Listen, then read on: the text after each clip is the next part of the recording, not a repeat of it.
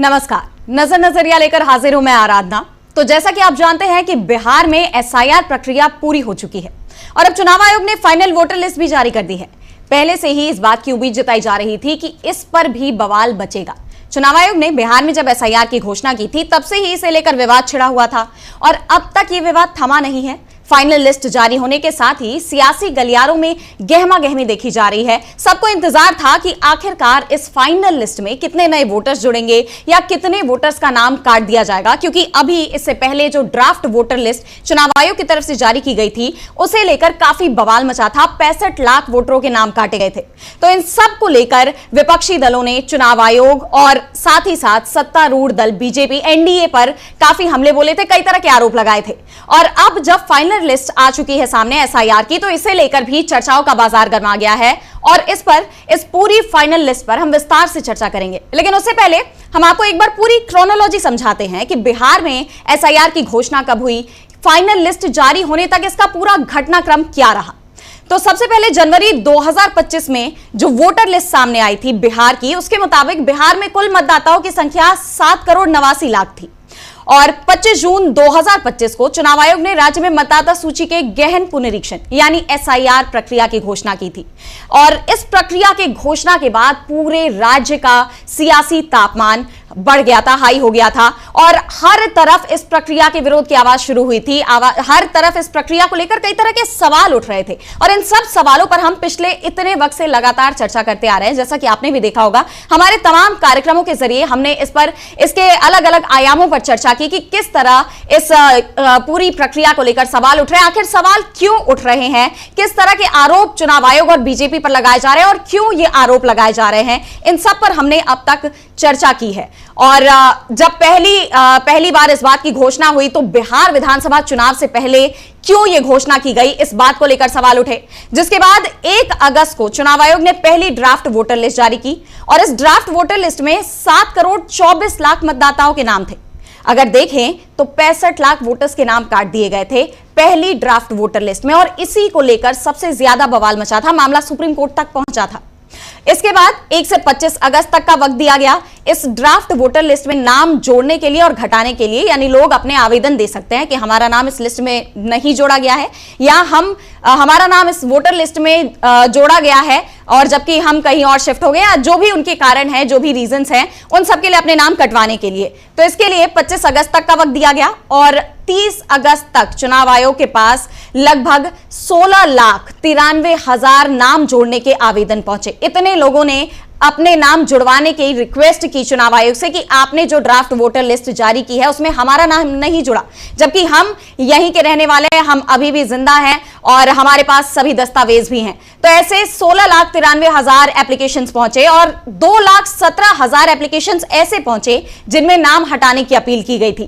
तो अगर देखा जाए तो चुनाव आयोग की ये जो पूरी प्रक्रिया थी उसमें अगर 16 लाख लोग नाम जोड़ने का आवेदन देते हैं या 2 लाख लोगों का नाम कटाने के आवेदन पहुंचते हैं, इस तरह की अगर दावा किया जा रहा है, तो बहुत गंभीर सवाल खड़े हो जाते हैं इस पूरी प्रक्रिया पर। और यही वजह है कि यह प्रक्रिया इतनी विवादित रही। फिर भी चुनाव आयोग इस पूरे विवाद के बीच अपनी प्रक्रिया को लेकर आगे बढ़ता रहा। तमाम आरोपों और तमाम आपत्तियों को एक तरह से नजरअंदाज करते हुए चुनाव आयोग लगातार आगे बढ़ता रहा। 1 सितंबर से 25 सितंबर तक जो भी एप्लीकेशन चुनाव आयोग के पास पहुंचे उन सबका वेरिफिकेशन किया गया और 30 सितंबर यानी आज चुनाव आयोग ने अपनी फाइनल वोटर लिस्ट जारी कर दी है। एसआईआर के बाद चुनाव आयोग की फाइनल वोटर लिस्ट सामने आ गई है। इस लिस्ट में अब जाकर जो भी वोटर्स हैं वो अपना नाम चेक कर सकते हैं कि हमारे नाम जुड़े हैं या नहीं जुड़े हैं। और हालांकि अभी तक ये तो साफ नहीं है कि इस वोटर लिस्ट में कितने लोगों के नाम काटे गए हैं या कितने लोगों के नाम जोड़े गए हैं।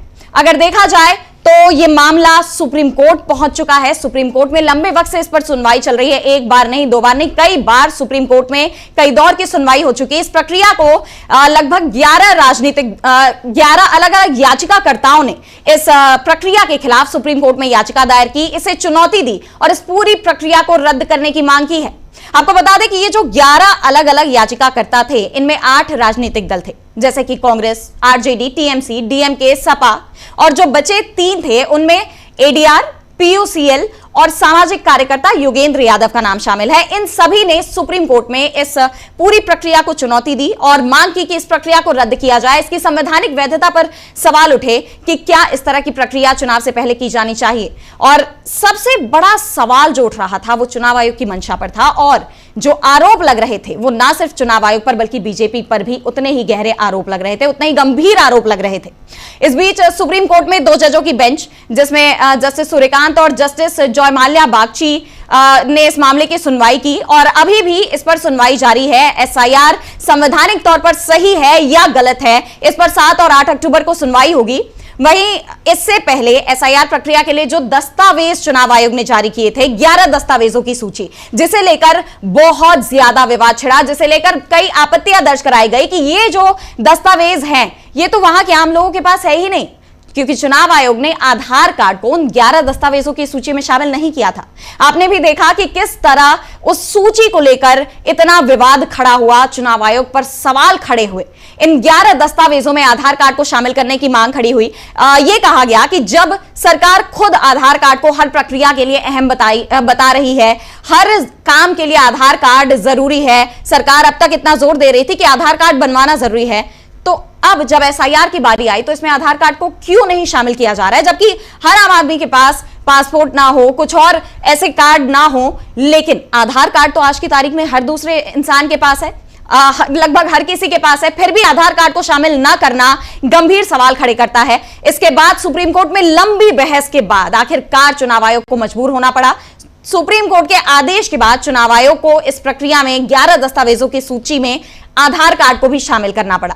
वहीं इस बीच सुप्रीम कोर्ट में कुछ ऐसे लोग भी हाजिर हुए जिन्हें पहले तक मृतक घोषित करते हुए चुनाव आयोग ने वोटिंग लिस्ट से बाहर कर दिया था। जैसा कि हमने बताया कि 65 लाख लोगों के नाम काटे गए थे। चुनाव आयोग का तर्क था कि इसमें से कुछ तो लोग अब इस दुनिया में नहीं रहे, वहीं कुछ लोग बिहार छोड़कर कहीं और शिफ्ट हो गए, या कुछ लोग अपने दस्तावेज नहीं दिखा पाए। घुसपैठिया, ये मुद्दा एक बार फिर चर्चा में आ गया।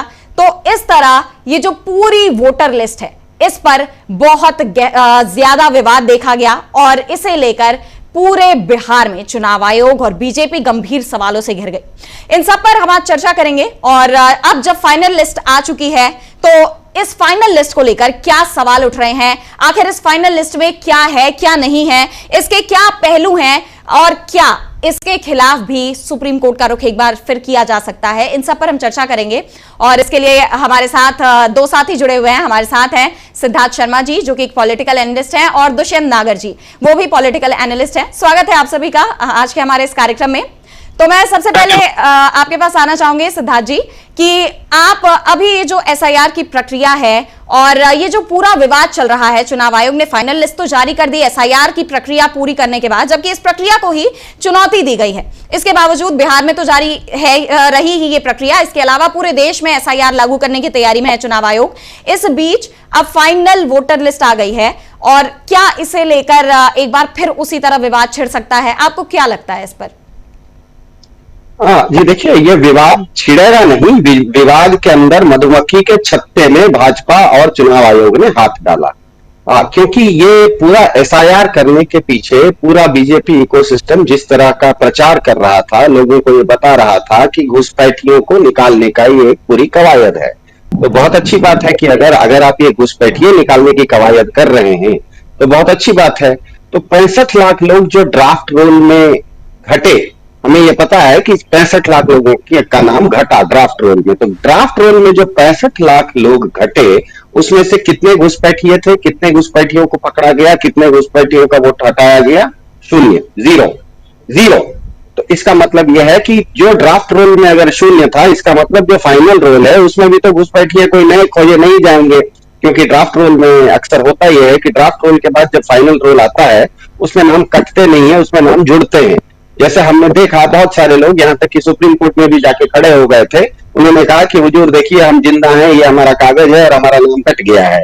तो इसका मतलब ड्राफ्ट रोल में जो 65 लाख नाम कटे थे, अभी जो आज फाइनल रोल आया है उसमें कुछ नाम और बढ़ेंगे। मतलब नंबर जो 65 लाख कटौती का था वो कुछ घटेगा। कितना घटेगा वो तो खैर पूरा लिस्ट आएगा, पूरा स्टडी करेंगे तो पता लगेगा, लेकिन इसमें संख्या बढ़ेगी, वोटरों की संख्या बढ़ने वाली है। तो सबसे पहली बात यह है कि भाजपा इकोसिस्टम और चुनाव आयोग दोनों ये जो कह रहा था कि ये पूरी प्रक्रिया एसआईआर इसीलिए है क्योंकि घुसपैठियों को हमें चिन्हित करना है, घुसपैठियों का वोट हटाना है। तो आज तक अगर आपने इस पूरी प्रक्रिया को करके खोदा निकाल पहाड़ निकली चोरिया वाली बात हो गई। आपने पूरा बिहार के लोगों का पहाड़ खोद दिया। बाढ़ के समय में जिस समय लोग अपने मवेशी को लेके, अपने जान को लेके, अपने खेत को लेके, अपने खलिहान को लेके परेशान थे, उस समय आपने एक नई समस्या उनके ऊपर खड़ी कर दी। उनके ऊपर एसआईआर नाम का एक बंदर बिठा दिया। वो बेचारे दर दर ठोकरे खाने लगे, यहाँ जाने लगे, वहां जाने लगे, अपना कागज दिखाने लगे। इतना करने के बाद भी आप ये कह देते, आप बताते कि हाँ 5,000, 10,000, 15,000, 20,000, 2,000, 100, 200, कितना तो कोई एक संख्या होती कि इतने घुसपैठिए इस पूरे के पूरे प्रक्रिया में पाए गए। आपने तो पूरी प्रक्रिया करने के बाद आज तक आप कह रहे हैं कि एक भी घुसपैठिया नहीं मिला, एक भी आपको बांग्लादेशी नहीं मिला, एक भी आपको रोहिंग्या नहीं मिला, एक भी आपको नेपाली नहीं मिला, एक भी आपको पाकिस्तानी नहीं मिला, कोई बांग्लादेशी नहीं मिला। तो इसका मतलब क्या है? आपने तो पूरा का पूरा खोदा पहाड़ निकली चुईया। तो अब ये बिल्कुल स्पष्ट हो गया है और जिस तरह से सुप्रीम कोर्ट ने भी इसका संज्ञान लिया है, काफी सारे जो याचिकाकर्ताओं ने इस चीज को क्या कहते हैं सार्वजनिक किया है, इसका खुलासा किया है कि ये पूरी की पूरी कवायद जो थी भाजपा की, ये बिहार के एक तबके के वोटरों का वोट काटने की पूरी कवायद थी। वो एक तबका बिहार का वो तबका है जो कि गरीब है, ग्रामीण है और श्रमजीवी है।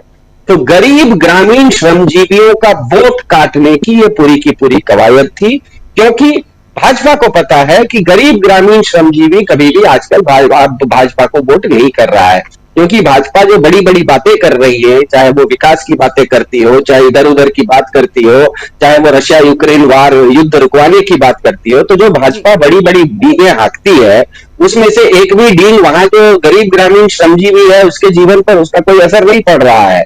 उसको असर क्योंकि नहीं पड़ रहा है, इसीलिए वो सामाजिक न्याय के चलते, और पिछले 10-12 साल से, बिहार में तो खैर 20 साल से भाजपा की ही सरकार है, तो भाजपा की सरकार के चलते, नीतीश कुमार की सरकार के चलते वो इतना नाराज है कि वो गरीब ग्रामीण श्रमजीवी अब भाजपा को वोट नहीं डालेगा।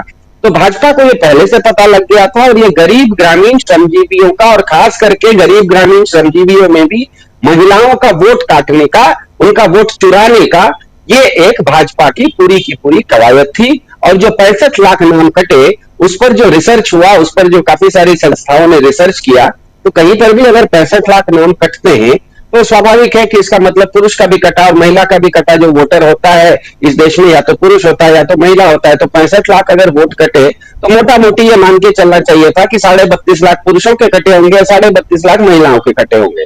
और अगर मान लीजिए कुछ ज्यादा ही कटना है, संख्या का अगर तराजू का झुकाव एक तरफ ज्यादा ही जाना है, तो पुरुषों का संख्या ज्यादा कटती, क्योंकि हमें पता है, लोग भी जानते हैं, डाटा भी बताता है कि बिहार से काफी सारे नवयुवकों का पलायन होता है, विस्थापन होता है। वो कमाने के लिए किसी दूसरे शहर में चले जाते हैं, कोई दिल्ली जाता है, कोई बंबई जाता है, कोई तमिलनाडु चला जाता है। तो अगर 65 लाख लोगों का जो नाम एसआईआर के ड्राफ्ट लिस्ट में कटा, वो अगर ईमानदारी से ढंग से कटा होता तो उसमें पुरुष ज्यादा होते, महिला कम होती। लेकिन हुआ इसका उल्टा, 7 लाख अधिक महिलाओं का कट गया। जो 65 लाख कटा उसमें से करीब 32.5 लाख के बदले महिलाओं का 40 लाख वोट कट गया और पुरुषों का केवल 35 लाख ही कटा। इसका मतलब 32 लाख ही कटा, तो 7 लाख अधिक महिलाओं का कटा। अब जो भी बिहार में रहने वाले व्यक्ति हैं, या तो जो भी बिहारी हैं, या तो बिहार को जो भी जानते हैं, वो जानते हैं कि बिहार के आप किसी भी गांव में जाइए, आज गांव की स्थिति बिहार की ये है कि वहां पर आपको बच्चे ज्यादा दिखेंगे, महिलाएं ज्यादा दिखेंगी और बुजुर्ग ज्यादा दिखेंगे। बिहार युवक विहीन होते जा रहा है। बिहार के आप किसी भी गांव में जाइए, आप देखिए बिहार युवक विहीन हो रहा है, क्योंकि युवक जो है बिहार में उसको कोई कमाने का साधन अगर कम मिलता है तो वो, और ये मैं बात केवल क्या कहते हैं आर्थिक रूप से जो पिछड़ा वर्ग है उसी के बारे में मैं नहीं कह रहा हूं। यहाँ तक कि मिडिल क्लास के लोग भी और कुछ नहीं तो अपने बच्चों को पढ़ने के लिए बेंगलोर भेज देते हैं, या कोयम्बतूर भेज देते हैं, या मद्रास भेज देते हैं।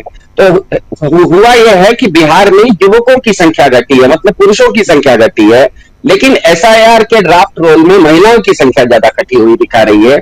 इसका मतलब ही है कि बीजेपी और चुनाव आयोग दोनों ने मिलकर एक साजिश रची और उस साजिश के तहत बिहार की गरीब ग्रामीण श्रमजीवी महिलाओं का वोट चुराया गया। ये चुराया गया इसीलिए तो जब वोट अधिकार यात्रा चली अभी हाल फिलहाल में बिहार में पूरे विपक्षी दलों की संयुक्त यात्रा थी, वो करीब 1300 किलोमीटर तक चली, करीब 26 दिन तक चली।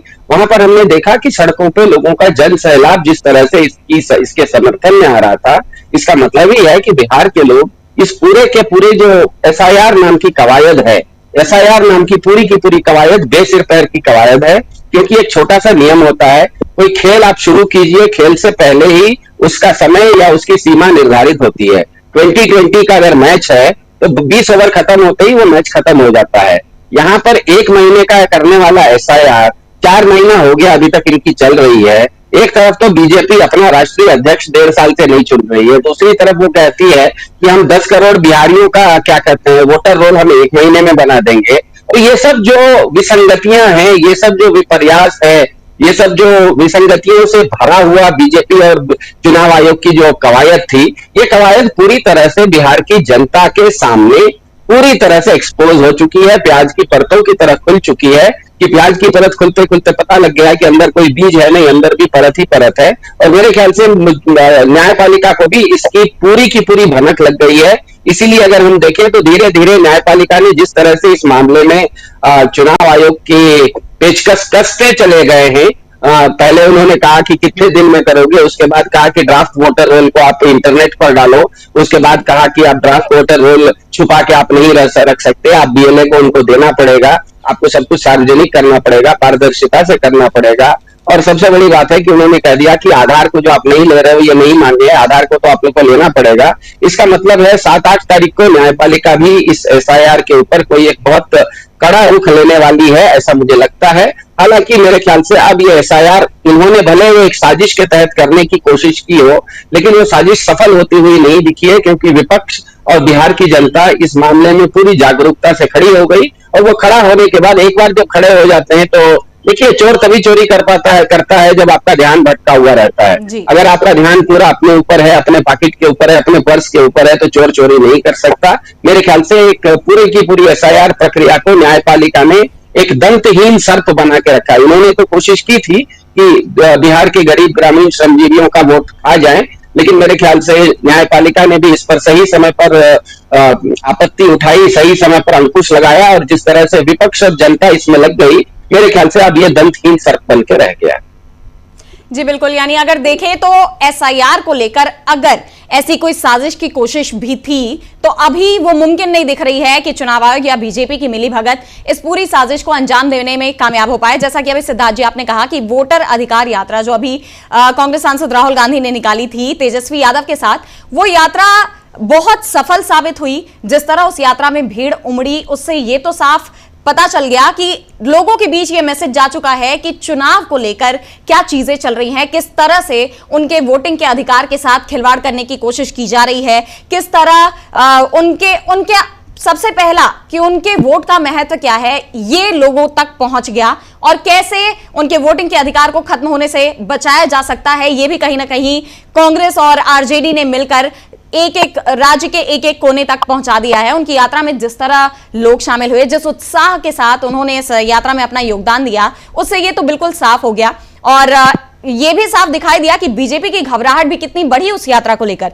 जब राहुल गांधी की यात्रा को रोकने के लिए कई तरह की कोशिशें बीजेपी की तरफ से की गई, कभी लाइट काट दी गई यात्रा के दौरान, राहुल गांधी के संबोधन के दौरान, वही जो एफआईआर का मामला था उसी दौरान पीएम मोदी की मां को अपशब्द कहे जाने का भी मामला इतना आया, तो समझ में आया कि कैसे बीजेपी इस पूरी यात्रा का जो एक सार था, जो कोशिश थी कांग्रेस और आरजेडी की कि लोगों के बीच वोट के महत्व को पहुंचाया जाए और वोट के साथ किस तरह एसआईआर प्रक्रिया को लेकर किस तरह खिलवाड़ किया जा रहा है, किस तरह वोटों में धांधली की कोशिश की जा रही है, वोट चोरी का मुद्दा जो घर घर पहुंचाया है विपक्ष के नेताओं ने, राहुल गांधी ने, तेजस्वी यादव ने, वो साफ समझ में आया, उसका असर दिखाई दिया ना सिर्फ लोगों पर बल्कि वहां की जनता के साथ ही बीजेपी और जो विरोधी दल हैं उन सब पर दिखाई दिया इसका असर। और ऐसे में अब जब ये जो फाइनल लिस्ट आई है, क्या ये मुमकिन है कि इस फाइनल लिस्ट में भी चुनाव आयोग कोई खिलवाड़ कर सकता है? क्या आपको क्या लगता है? मैं आपके पास आना चाहूंगी दुष्यंत जी, कि अभी तक तो फाइनल लिस्ट को लेकर पूरे आंकड़े सामने नहीं आए हैं कि कितने वोटर जोड़े गए हैं या कितनों का नाम काटा गया है, लेकिन पिछली बार ड्राफ्ट वोटर लिस्ट में 65 लाख लोगों के नाम काटे गए थे और उस पर कई सवाल उठे। कई लोग खुद कोर्ट में हाजिर होकर यह बताए कि मैं तो जिंदा हूं और मेरा नाम मृतक बताकर काट दिया गया है। तो क्या इस बार भी ये जो फाइनल लिस्ट है इसे लेकर ऐसा कुछ हो सकता है? क्या लगता है आपको? जी बिल्कुल, पक्ष को इसकी गहनता के साथ में समीक्षा करनी होगी, जांच करनी होगी कि किस तरीके से इन लोगों ने, उनका जो इनका रिकॉर्ड है वो तो इसी तरीके का है जैसा कि प्रशांत जी ने पूरा डिटेल में बताया। देखिए 20 से 50 वर्ष की आयु का जो वोटर है बिहार में वो 68% है और हम सब जानते हैं बिहार में बेरोजगारी किस तरह से बढ़ी है, पलायन वहां का युवा देश के अलग अलग राज्यों में जा रहा है, धक्के खा रहा है और किस तरह से अपना जीवन उनके वोटों को काटने की इनकी बहुत बड़ी प्लानिंग थी। लेकिन समय इन्होंने कैसा चुना? समय ऐसा चुना कि जब जिस वक्त राज्य में वर्षा हो रही थी, बारिश हो रही थी, बाढ़ आ रही थी, एक अफरा तफरी का माहौल था, उस वक्त से लेके आए एक साजिश के तहत कि जिससे जो वंचित समाज के लोग हैं, अल्पसंख्यक समाज के लोग हैं, पिछड़े लोग हैं, आर्थिक रूप से पिछड़े लोग हैं, जो अपना जीवन कठिनाइयों से व्यतीत कर रहे हैं और वो पारंपरिक रूप से कांग्रेस के और आरजेडी के वोटर हैं, उनको इस प्रक्रिया से बाहर करके उनको वोट के अधिकार से वंचित करने का ये पूरा मामला था। लेकिन देखिए अभी भी पक्ष को सजग रहना पड़ेगा, जानते हुए रहना पड़ेगा, एक समीक्षा करनी होगी। ये लोगों का रिकॉर्ड राहुल जी ने दिखाया है किस तरह से कर्नाटक का इलेक्शन हुआ, अपने आप से सबने चंडीगढ़ मेयर का इलेक्शन देखा है, किस तरीके से खुलेआम कैमरे के सामने ये लोग नहीं मानते हैं। तो देखिए चुनौतियां अभी समाप्त नहीं हुई है और विपक्ष से समझ ले कि हमारी जीत हो गई, बिल्कुल भी ऐसा नहीं है। जब तक मतगणना होके एक सीट का रिजल्ट प्रकाशित ना हो जाए जी, तब तक विपक्ष को बैठना नहीं है। जो जन जागृति का काम राहुल जी ने किया है इसको और आगे बढ़ाने की जरूरत है। चुनाव के लिए एजेंटों को प्रशिक्षण देने की जरूरत है। दोनों राजनीतिक दल रैलियां करते हैं, पदयात्रा निकालते हैं, बहुत अच्छी बात है। उससे एक संदेश जा रहा है कि भाई देश की राज्य की जनता गठबंधन के साथ है, लेकिन उससे भी अधिक कार्य है कि इनको अपने एजेंट, बूथ एजेंट को प्रशिक्षण देना होगा। मतगणना के दौरान जो एजेंट होंगे उनको प्रशिक्षित करना होगा और किस तरह से इनकी साजिश को विफल करना है वो कार्यकर्ता को बताना होगा, तभी निष्पक्षता के साथ में चुनाव होना संभव है।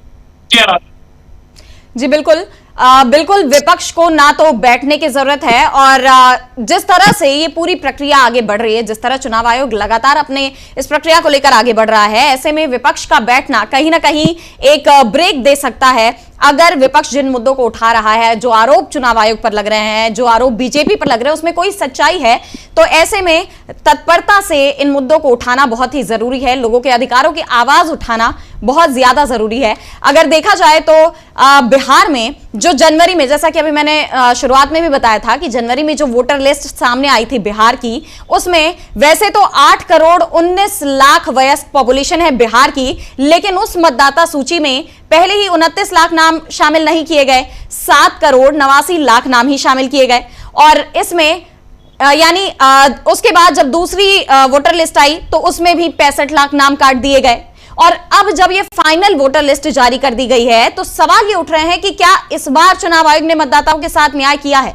क्योंकि पिछली वोटर लिस्ट को लेकर जो ड्राफ्ट वोटर लिस्ट था उसे लेकर जितना बवाल मचा, सुप्रीम कोर्ट में जिस तरह से लड़ाई लड़ी गई, 11 याचिकाएं सुप्रीम कोर्ट में दाखिल की गई और सवाल उठाया गया चुनाव आयोग की इस पूरी प्रक्रिया पर, चुनाव आयोग की टाइमिंग पर कि आखिर क्यों इस वक्त चुनाव आयोग ये प्रक्रिया लेकर आया है जब खेतों में लोग अपनी खेती किसानी में उलझे हुए हैं और इस तरह की जो 11 दस्तावेज दिए गए जो उनके पास है ही नहीं।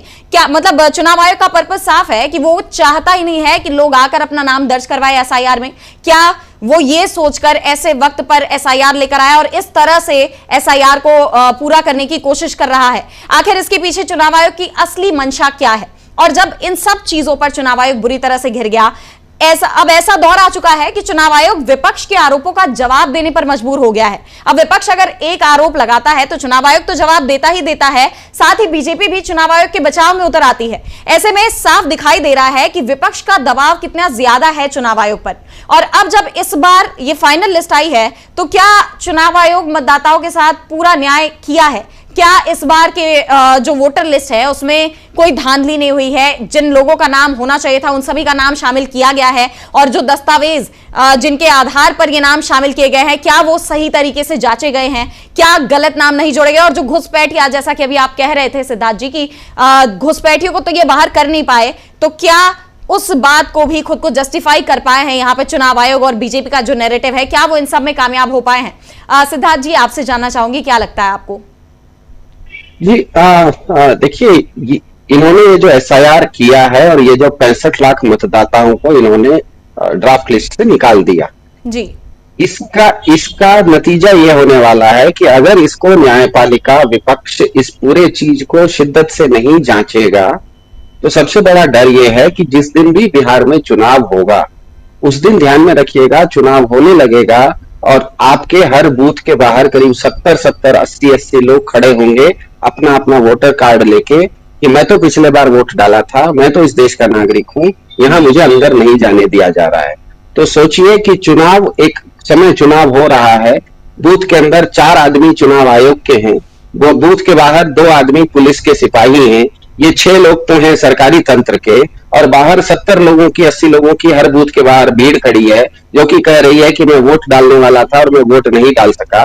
सोचिए कि उस दिन जो लॉ एंड ऑर्डर का इश्यू होगा, और इस तरह के 90,000 बूथ हैं बिहार में, 91,000 बूथ है, 91,000 जगहों पर हर बूथ के बाहर 70-70, 80-80 लोग अगर हल्ला हंगामा करने लग जाए कि मेरा देखिए, मेरे पास ये चुनाव वोटर कार्ड है, मैं पिछले बार वोट डाला था, उसमें भाजपा के भी समर्थक हो सकते हैं, ये भी कहते हुए आ सकते हैं वो कि पिछले बार मैंने मोदी जी को वोट डाला था, मुझे अंदर नहीं जाने दिया जा रहा है।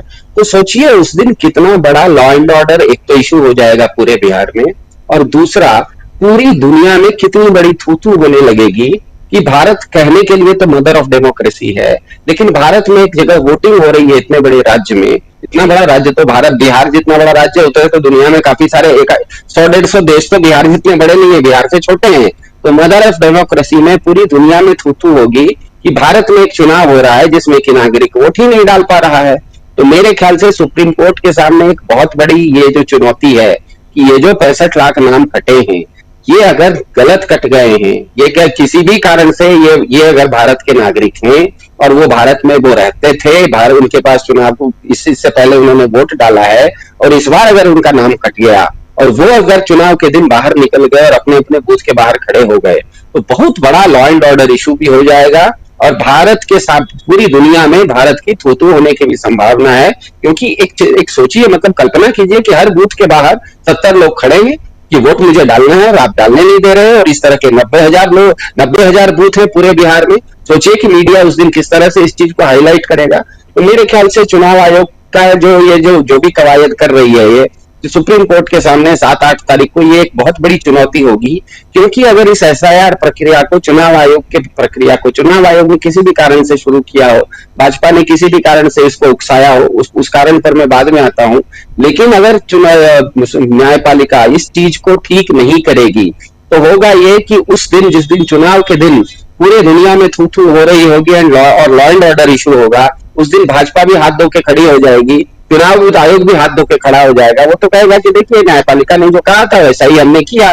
तो उस दिन सबसे बड़ी फजीयत होने वाली है, सबसे बड़ी बेइज्जती होने वाली है भारत की न्यायपालिका की। इसीलिए मैं आशा करता हूं कि न्यायपालिका इस विषय पर बहुत गंभीरता से सोचेगी कि ये जो ड्राफ्ट रोल में 65 लाख नाम कटे हैं, ये 65 लाख नाम अगर सही कटे हैं तब तो ठीक है, अगर गलत कट गए हैं तो चुनाव के दिन बहुत बड़ा हंगामा होने की संभावना है, और उस हंगामे का पूरा ठीकरा भाजपा और चुनाव आयोग सुप्रीम कोर्ट के ऊपर फोड़ेगा। क्योंकि वो कहेगा देखिए हमने तो किया, सुप्रीम कोर्ट की निगरानी में किया, सुप्रीम कोर्ट ने जैसा कहा वैसा किया, अगर गलत हुआ तो जाके सुप्रीम कोर्ट को पूछिए। तो मेरे ख्याल से मिलर्ड्स के सामने एक बहुत बड़ा सवाल है। दूसरी बात यह है कि ये पूरी की पूरी प्रक्रिया उन्होंने की क्यों? क्योंकि हमको ये ध्यान में रखना चाहिए कि ये जो एसआईआर की प्रक्रिया अभी बिहार में हो रही है, इसका बीज डाला गया था पिछले साल लोकसभा चुनाव 2024 में। ध्यान में रखिएगा, पिछले साल लोकसभा चुनाव से 2 महीना पहले जिस तरह भारत में मंदिर का उद्घाटन हो रहा था, जिस तरह की हवा चल रही थी, जिस तरह से गोदी मीडिया अब की बार 400 पार का नारा दे रहा था, हर जगह आपको सर्वे में, ओपिनियन पोल में अब की बार 400 पार आ रहा था, तो भाजपा को लगा था कि भारत में वो बहुत ज्यादा लोकप्रिय है। लेकिन जो चुनाव के नतीजे आए उसने भारत को बता दिया, भाजपा को एक रियलाइजेशन हो गया, भाजपा को एक अनुभूति हो गई, भाजपा को एक एहसास हो गया, भाजपा को अपना औकात पता लग गया कि वो जितना अपने आप को लोकप्रिय समझती थी वो उतना लोकप्रिय है नहीं। इस देश के 140 में से 115 करोड़ लोग भाजपा को वोट नहीं डालते हैं। फिर से मैं कह रहा हूं, भारत का 140 करोड़ लोगों में से 115 करोड़ लोग भाजपा को वोट नहीं डालते हैं। भाजपा को ये मालूम पड़ गया और वो बैसाखी पर आ गई। अब क्योंकि भाजपा को पता है कि अगर निष्पक्ष चुनाव हुए, पारदर्शी चुनाव हुए, तो भाजपा क्योंकि लोकप्रिय नहीं है वो चुनाव नहीं जीत सकती। इसीलिए मैच फिक्सिंग करना, अंपायर का फिक्सिंग करना भाजपा के लिए बहुत बड़ी मजबूरी है।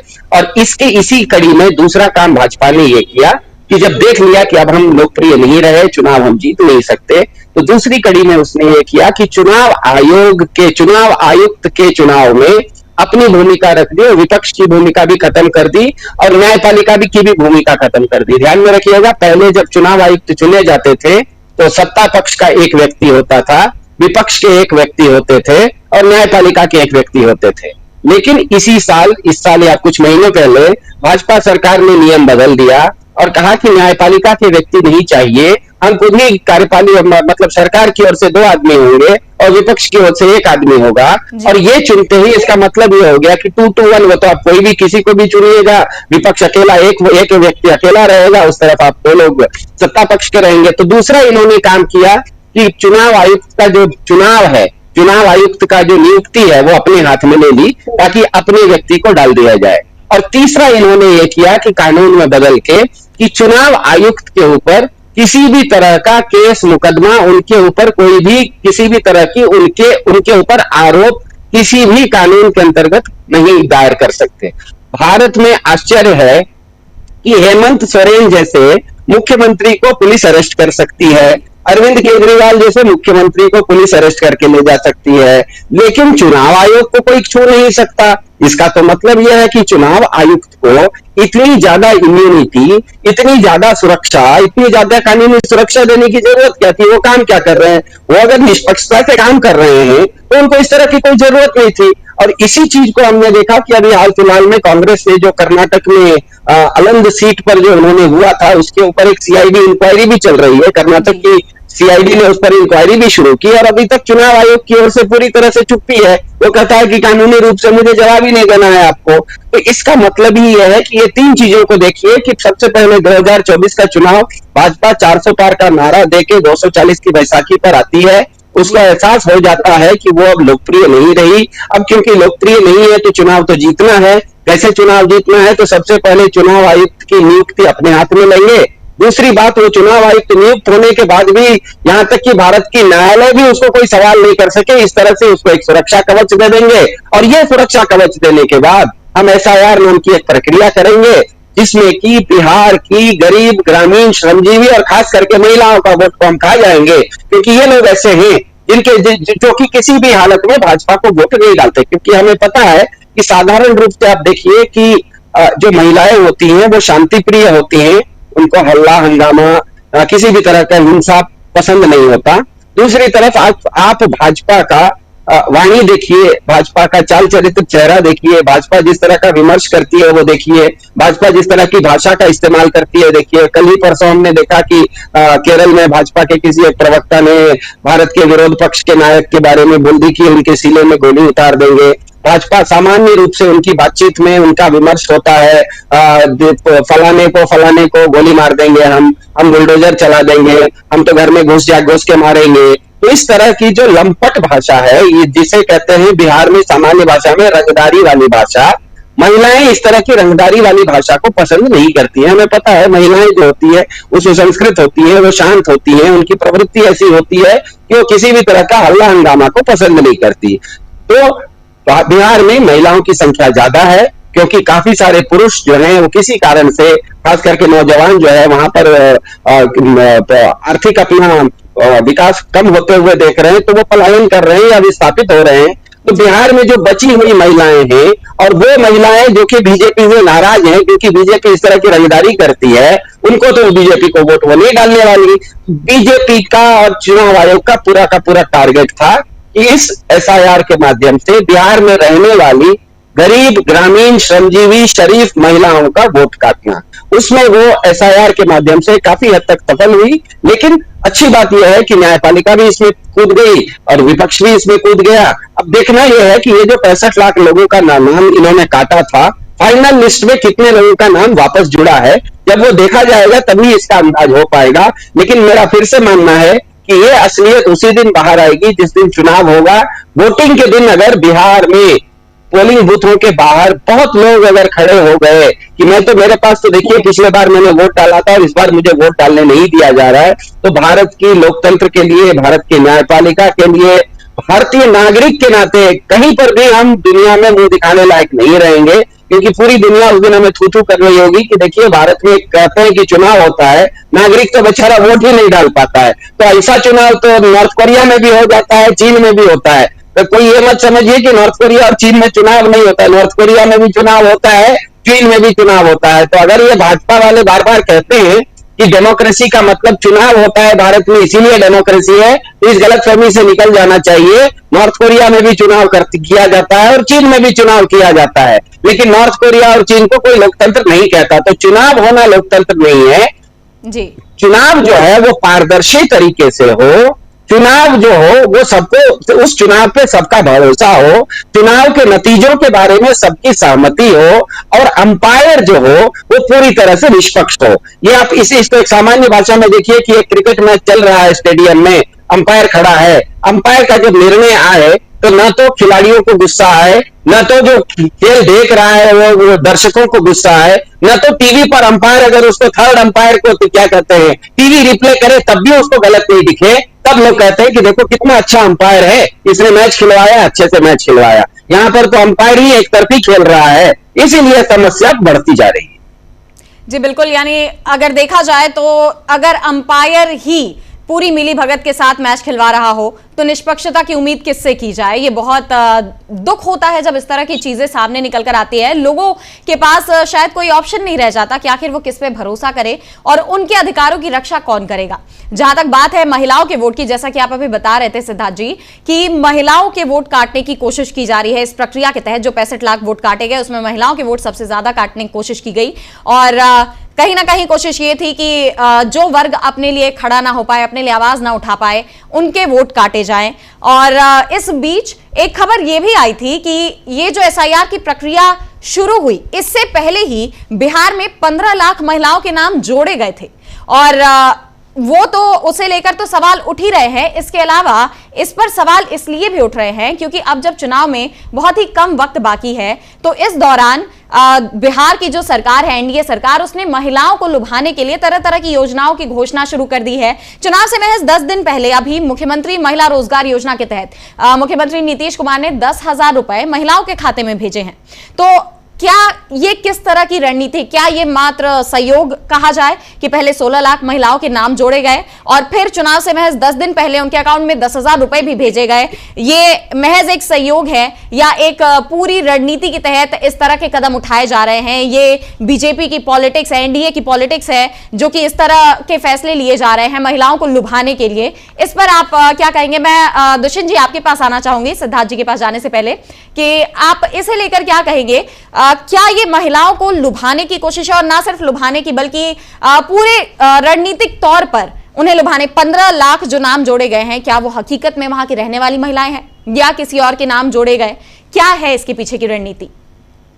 देखिए बिल्कुल, ये 15 लाख नाम जो है बहुत ही संदेशपद है, और जो आपने 10,000 रुपए की बात करी है ये वोट चोरी पार्ट 2 है जी। आपने पात्र महिलाओं का चयन नहीं किया, आप समीक्षा बाद में करेंगे 2 लाख रुपए देने की, पहले आपने 10,000 रुपए डाल दिया। तो ये आपने क्यों डाल दिया? ये पैसा किसका है? ये उन पात्र लोगों का पैसा है जो आर्थिक रूप से कमजोर हैं, वंचित हैं, जिनके घर में जीवन जीने में कठिनाइयां हो रही हैं। आपने उठा के वो 75 लाख महिलाओं के अकाउंट में डाल दी क्योंकि आपको वोट लेना है। तो ये अगर कोई विपक्ष की पार्टी किसी राज्य सरकार को ऐसा निर्णय करती तो मोदी जी कहते कि बढ़िया बट रही आपने देख लो पूर्ण भाषण कैसे कैसे ज्ञान देते हैं। तो ये पूरा का पूरा ये लोकतंत्र को कमजोर करने का एक कदम, और इस पे मीडिया की चुप्पी और बल्कि भारतीय जनता पार्टी का प्रधानमंत्री का जो महिमा मंडन है वो भी कहीं ना कहीं लोकतंत्र को कमजोर करने का कार्य ये हो रहा है। जी बिल्कुल, यानी देखें तो अगर महिलाओं को लेकर जिस तरह से ये कोशिश की जा रही है महिलाओं के वोट बटोरने की, वो कहीं ना कहीं वोट चोरी पार्ट 2 ऐसा आप बता रहे हैं। इस तरह की अगर देखें, हाल में जब लोकसभा चुनाव हुआ, झारखंड में विधानसभा चुनाव हुआ, उस दौरान भी हमने देखा कि किस तरह सभी राजनीतिक दलों ने महिलाओं को लुभाने की कोशिश की और इसके लिए ही तरह तरह की योजनाओं की घोषणाएं की गई और वही पैटर्न अब कहीं ना कहीं बिहार में दोहराया जा रहा है। और जिस तरह वोट चोरी को लेकर राहुल गांधी लगातार तत्परता से उस मुद्दे को उठा रहे हैं, जगह जगह के चुनाव में हुई चोरी को उजागर कर रहे हैं कि कैसे कर्नाटक की आलन सीट पर चोरी हुई। फिर उधर ये आदित्य ठाकरे भी कह रहे हैं कि वो महाराष्ट्र में जो चोरी की गई उसका खुलासा करेंगे। तेलंगाना में ऐसी आवाज उठ रही है, अलग अलग जगह से वोट चोरी के मामले सामने आ रहे हैं। ऐसे में एसआईआर की प्रक्रिया जो पूरे देश में लागू करने की कोशिश की जा रही है, एसआईआर को लेकर विपक्ष का तो ये भी कहना है, ममता बनर्जी जो कि पश्चिम बंगाल की मुख्यमंत्री है, उनका ये कहना है कि एनआरसी को पिछले दरवाजे से लाने की कोशिश की जा रही है। और यही आवाज केरल में भी सुनाई दी, जहां विधानसभा में प्रस्ताव पारित करके ये बात कही गई कि ये ऐसा लगता है कि मानो एनआरसी को बैकडोर से लाने की कोशिश की जा रही हो। तो एसआईआर के जरिए क्या वाकई में इसकी कोशिश की जा रही है? सिद्धार्थ जी, आप क्या कहना चाहेंगे इस पर?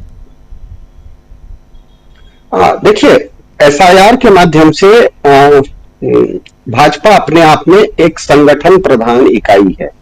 भाजपा दुनिया का सबसे बड़ा संगठन है, इसका उसको गर्व भी है और वो पूरे शिद्दत के साथ इस चीज का बार बार प्रचार भी करती है, बड़े जोर शोर से बोलती है कि हम बहुत बड़ा संगठन है।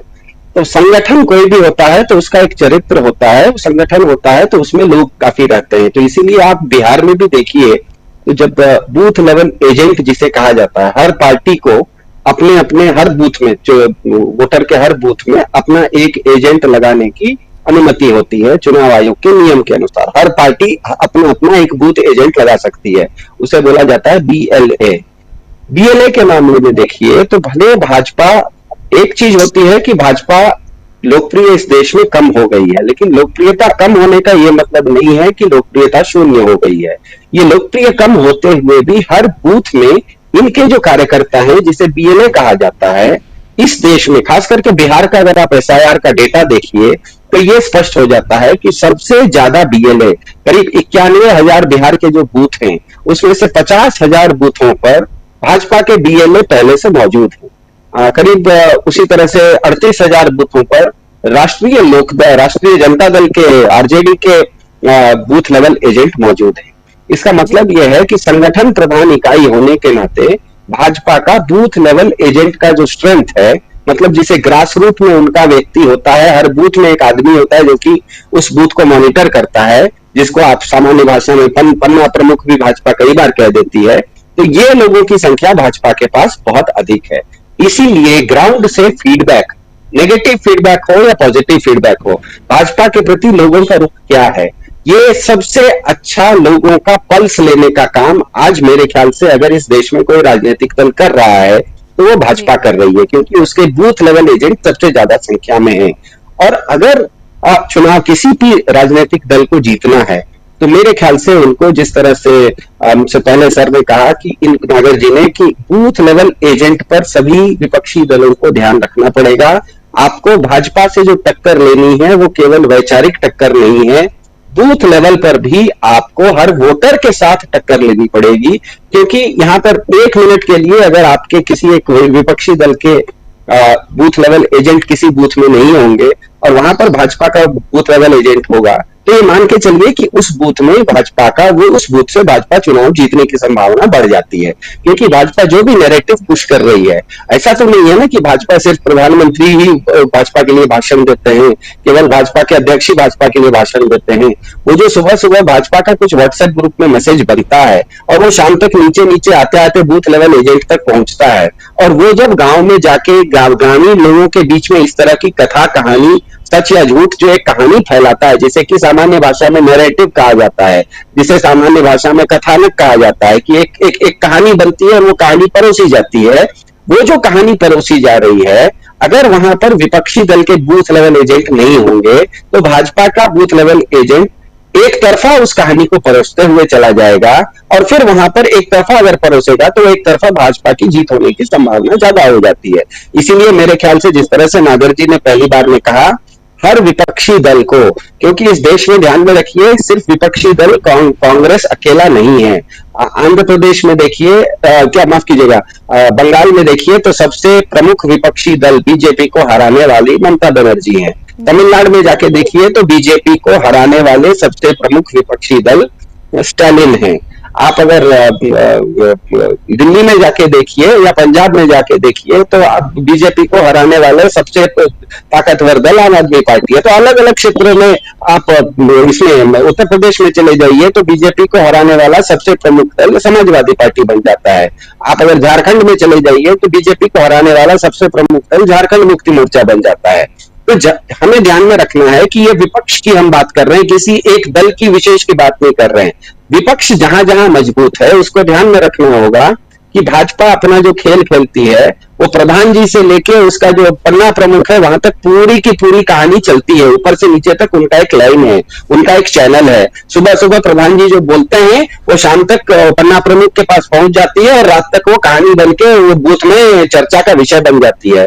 तो मेरे ख्याल से किसी भी विपक्षी दल को अगर भाजपा को आपको चुनाव में करारी हार मतलब करारी मात देनी है तो आपके पास बूथ लेवल एजेंट बहुत ही सॉलिड होने चाहिए और उनके साथ आपका चैनल ऑफ कम्युनिकेशन भी बहुत सॉलिड होना चाहिए।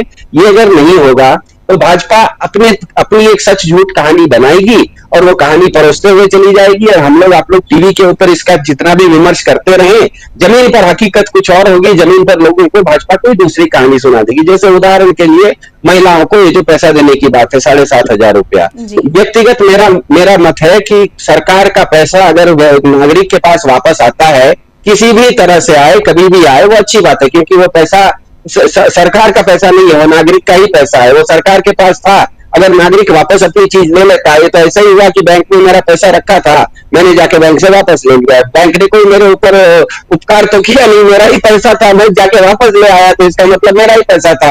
हाँ, ये अच्छा हुआ कि बैंक ने रोका नहीं, ये नहीं कहा बैंक ने कि नहीं आज छुट्टी है, आज आपको पैसा नहीं मिलेगा। तो मेरा एक तो सैद्धांतिक रूप से मेरा मानना है कि बिहार की महिलाएं हो या पुरुष हो, कोई भी हो, अगर उनको अपना पैसा वापस मिल रहा है तो खुशी की बात है। सवाल यह उठता है कि क्या भारत में केवल बिहार में ही महिलाएं हैं? भाजपा को केवल बिहार की महिलाओं को ही 7,500 क्यों दे रही है भाई? तमिलनाडु की महिलाओं से क्या उनकी दुश्मनी है? महाराष्ट्र की महिलाओं से क्या दुश्मनी है? केरल की महिलाओं से क्या दुश्मनी है? राजस्थान की महिलाओं से क्या दुश्मनी है? गुजरात की महिलाओं से क्या दुश्मनी है? गुजरात में तो उनकी डबल इंजन की सरकार है। अगर बिहार की महिलाओं को 7,500 रुपए दे रहे हैं, मेरे ख्याल से उनको गुजरात की महिलाओं को भी देना चाहिए। और अगर वो नहीं देंगे तब आइए स्पष्ट हो जाता है, इसका मतलब यह है कि आप प्रलोभन देने की कोशिश कर रहे हैं। आप किसी एक वर्ग को तो दे रहे हैं, दूसरे वर्ग को नहीं दे रहे हैं। इसीलिए यहां पर फिर सवाल उठ जाएगा कि इसका मतलब आप बिहार की महिलाओं का भला करना नहीं चाह रहे हैं। एक तो पहले तो बिहार की महिलाओं के साथ आपने अपमान किया, गरीब ग्रामीण श्रमजीवी शरीफ महिलाओं का वोट काटा। अब क्योंकि आपको पता लग गया है कि वो लोग गुस्से में आ गए हैं, उन लोगों का सबसे ज्यादा गुस्सा है कि तुमने मेरा वोट काटा है। अब उनको प्रलोभन देने के लिए उनको वापस अपने क्या कहते हैं मेरी गलती हुई माफ कर दो और मेरी बात मान लो, और उनको प्रलोभन देने के लिए अब आप उनको 7,500 रुपए देने की कोशिश कर रहे हैं। मेरे ख्याल से बिहार की महिलाएं चालाक हैं, तेज होती हैं। कोई शरीफ आदमी होता है इसका मतलब ये नहीं होता कि वो मूर्ख होता है। वो 7,500 रुपए भी बीजेपी का दिया हुआ ले लेंगी और वोट भी बीजेपी को नहीं डालेंगी। इस देश की जनता, खास करके बिहार की महिलाएं काफी तेज तर्रार होती है। हम भी बिहार से आते हैं, मेरी दादी भी बिहार की थी, मेरी चाची भी बिहार की है, और हमें पता है बिहार की महिलाएं शरीफ हैं लेकिन कमजोर नहीं है, मूर्ख तो बिल्कुल नहीं है। वो कहेंगी कि हाँ हमारे पैसा छे, वापस आई देते तो ठीक है, तो उन्हें पैसा भी ले लेंगी और कहेंगी कि ये बदमाशों को वोट क्यों डालना है, इनको जब वोट डालने का समय आएगा तो ठीक ठाक लोगों को वोट भी डाल देगी। जी बिल्कुल, यानी देखें तो अगर बीजेपी की तरफ से इस तरह की कोशिशें की भी जा रही है सत्तारूढ़ दल की तरफ से, तो अब वो कोशिशें कामयाब होंगी इसकी उम्मीद बहुत कम है, क्योंकि बिहार की जनता भी जागरूक हो चुकी है और कहीं ना कहीं विपक्ष जमीनी स्तर पर इसे लेकर काम भी कर रहा है। विपक्ष लगातार लोगों के बीच जागरूकता तो फैला ही रहा है और जो कोशिशें एसआईआर के जरिए वोटिंग लिस्ट में धांधली की हो रही थी उस पर से भी पर्दा उठाया जा रहा है। और लगातार जब ये सारी चीजें सामने आती हैं तो ये कहना मुश्किल है कि ऐसी कोई धांधली को अंजाम दिया जा सकता है, लेकिन इस सब पर हमारी नजर रहेगी, क्योंकि एक तरफ एसआईआर में गड़बड़ियों की बात हो रही है, वहीं दूसरी तरफ वोट चोरी यानी वोटर लिस्ट में सत्तारूढ़ दल अपने फायदे के लिए नाम जोड़ने और हटाने का काम कर रहा है। इससे तो चुनाव आयोग बुरी तरह से घिरा हुआ है और यही मुद्दा है जो विपक्ष को मजबूती दे रहा है। विपक्ष अपनी आवाज इसे लेकर लगातार बुलंद कर रहा है, जगह जगह इस पर खुलासे सामने आ रहे हैं, जिससे चुनाव आयोग और बीजेपी की मुश्किलें तो बढ़ती दिखाई दे रही हैं। नरेंद्र मोदी भी बैकफुट पर नजर आ रहे हैं। तो क्या इन सभी मुद्दों के साथ विपक्ष बिहार में बाजी मार लेगा या फिर नीतीश की सरकार दोबारा बनेगी? इस पर हम आगे भी चर्चा करते रहेंगे, लेकिन आज हमारे इस कार्यक्रम में बस इतना ही। और बहुत बहुत धन्यवाद आप दोनों का, सिद्धार्थ जी और दुष्यंत जी, बहुत बहुत धन्यवाद सभी जानकारियों के लिए, सभी चर्चा के लिए, और बहुत बहुत धन्यवाद उन तमाम दर्शकों का जो हमारे साथ इस वक्त जुड़े हुए थे। और आगे भी उम्मीद करूंगी आप इसी तरह हमारे साथ जुड़े रहेंगे। फिलहाल मुझे दीजिए इजाजत और देश दुनिया की तमाम बड़ी खबरों के लिए देखते रहिए डीबी लाइव। नमस्कार।